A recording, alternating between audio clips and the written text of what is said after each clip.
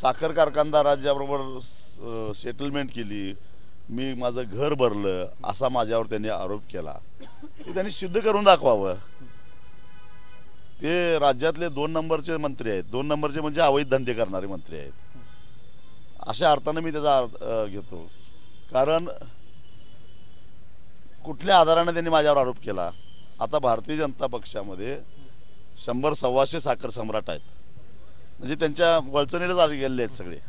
त्यातल्या एखाद्याला पकडून त्यांनी आणावं बिंदू चौकात, सांगावं की होय मी चळवळीच्या दरम्यान राजू शेट्टीचं तोंड बंद करण्यासाठी एवढे एवढे पैसे दिले, अशा एखाद्या साखर सम्राटाने सांगावं ना।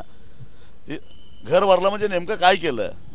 आणि मग तुमच्याकडे ईडी आहे, तुमच्याकडे इन्कम टॅक्स आहे, तुमच्याकडे CBI आहेत, तुमच्याकडे पोलीस आहेत, धाडी टाका, कुठली तरी कागद हुडकून काढा आणि हे असं ही भानगड आहे असं सांगा ना, लोक जनतेला सांगा। सार्वजनिक क्षेत्रामध्ये काम करणाऱ्या माणसाचं आयुष्य हे उघड्या पुस्तकाप्रमाणे असलं पाहिजे, ते जनतेला कळायला पाहिजे। या मताचा मी माणूस आहे, त्यामुळे ते जनतेला सत्य कळलंच पाहिजे। आणि आमच्याकडेही माहिती आहे ना, अधीक्षक अभियंत्याकडून किती घेतले, ठेकेदाराकडून किती घेतले, डांबरात किती घेतले, मातीत किती घेतले माहीत आहेत।